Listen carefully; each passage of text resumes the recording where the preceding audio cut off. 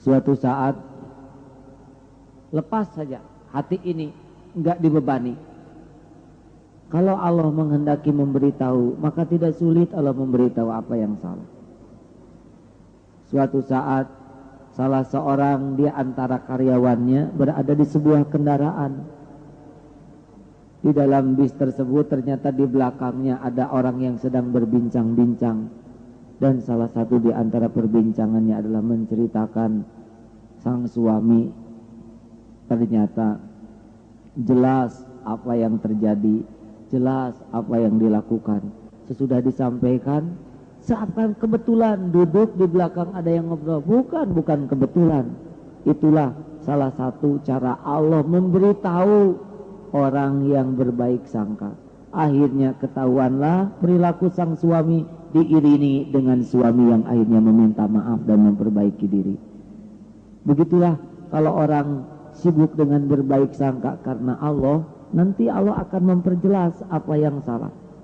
Suatu saat datang kepada seorang meminta sumbangan untuk mengoperasi ayahnya yang ada di rumah sakit. Yang dimintai sumbangan tidak tahu ini benar atau tidak.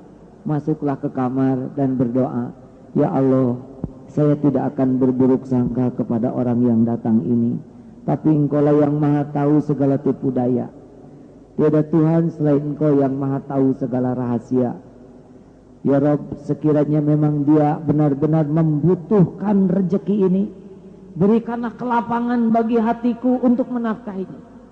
Jangan biarkan kikir, ya Allah. Berikan rasa lapang ketika melepaskan rezeki titipanmu ini.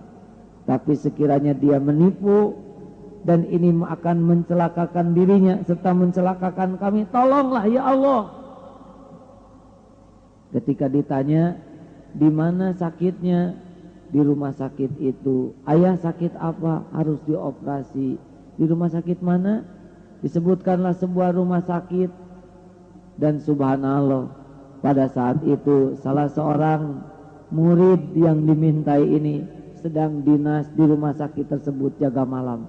Ketika ditelepon ke sana, ternyata tidak ada nama orang yang akan dioperasi ini. Artinya dia berdusta. Allah yang mengatur kebohongannya tepat menyebut sebuah rumah sakit yang di rumah sakit itu ada akses informasi kepadanya. Jadi memang kalau urusan diserahkan kepada Allah, maka Allah yang akan mengatur urusan ini dengan sebaik-baiknya.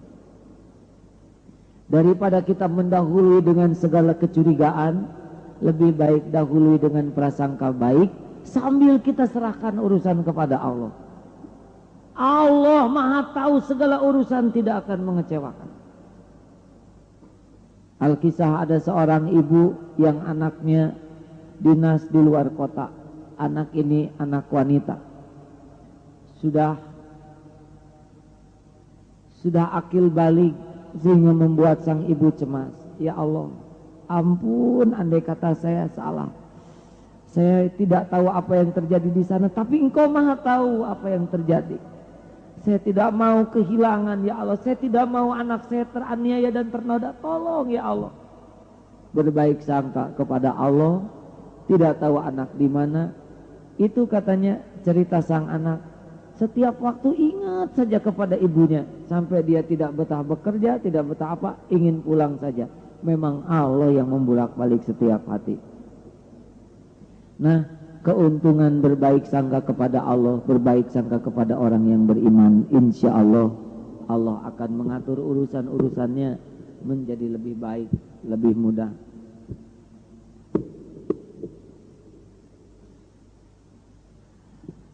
Nah, sahabat-sahabat sekalian,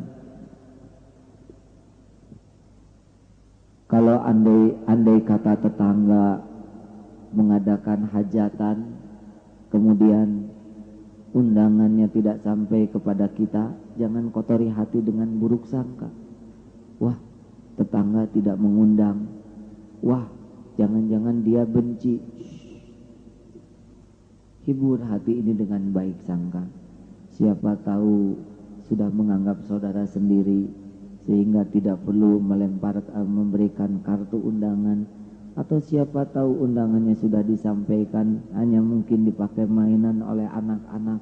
buatlah hati kita selalu sehat kepada orang lain. Ketika ada tetangga membagi-bagikan hadiah, kita dilewat, jangan sakit hati. Siapa tahu kita sudah dianggap mampu. Yang enak saja. Ketika mendengar ada tetangga yang membicarakan kita, siapa tahu salah dengar.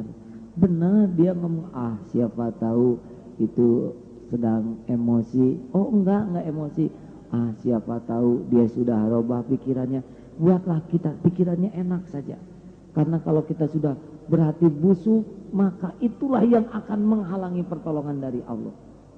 Kalau hati kita bening, lurus, enak, nanti dijelaskan itu oleh Allah mana yang salah, mana yang jelek, sehingga kita bisa melakukan perbaikan tanpa emosional. Ibu, bapak, berbahagialah jikalau kita termasuk orang yang berhasil mengatasi sifat suudzon kita, buruk sangka. Kalau harus rapat jam 8, tiba-tiba dia jam 8:15 belum datang, jangan kotori hati. Dia mah tidak disiplin, tidak datang dengan kedongkolan kita. Ya. Mungkin dia sudah berangkat dari rumah lebih awal, hanya nolong orang lain, siapa tahu di jalan enak. Atau mungkin dia dari tadi sudah ke sini, hanya mungkin di WC enak. Yang enak, lagi naik mobil tiba-tiba ada yang ngebut, cit. Aduh, siapa tahu istrinya akan melahirkan, enak. Jangan biarkan kotor. Kita nggak punya apa-apa lagi, walaupun pakai baju bersih, kalau hati kotor nggak pernah bahagia. Betul? Ayolah, jangan kalah lotor. Capek kotor hati itu, dongkol, pusing, enek.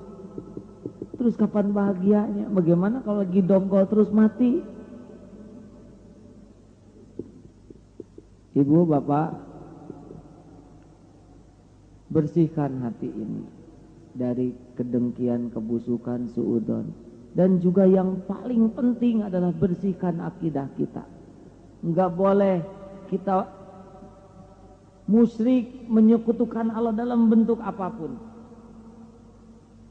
Dukun lewat. Tidak boleh kita menganggap dukun menjadi salah satu penentu. Apalagi kalau dukun ini klinik, nggak ingat ke Allah. Pergi ke dukun, musyrik itu mati bisa dihitung mati tidak Islam. Tapi kan dia paranormal. Dia tahu apa yang akan terjadi, cilaka. Mendingan nggak tahu saja. Bagaimana kalau dia meramal bahwa saudara akan terkena musibah, tubuh dicincang dalam tempo 2 tahun, berarti menderitanya dari sekarang. Sudahlah. Tapi dia ahli ramal, nggak boleh kita datang ke ramal-ramalan. Pasang doa saja. A'udzu bikalimatillahi tammati min syarri ma khalaq. Aku berlindung dengan kalimat Allah yang sempurna dari segala kejahatan makhluk. Sudah, terserahlah. Hari ini mau ditakdirkan apa saja oleh Allah, nggak ada masalah. Yang penting kita siap, niat baik, pakai benteng doa yang dicontohkan, sudah hadapi saja hari ya. Allah mau nakdirkan apa saja untuk kita, suka-suka Allah lah.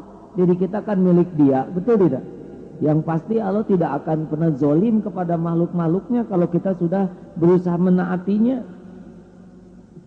Jangan mengkultuskan harta, kedudukan, pangkat, jabatan seakan-akan itulah yang menjamin kita. Enggak boleh. Kita punya deposito tidak jadi jaminan. Gampang bagi Allah ngaduk-ngaduk deposito kita. Ya, simpan aja banknya, bank bangkrut, susah keluar. Atau bisa keluar, kita dibikin penyakit atau masalah yang mengakibatkan cadangan uang kita harus membayar.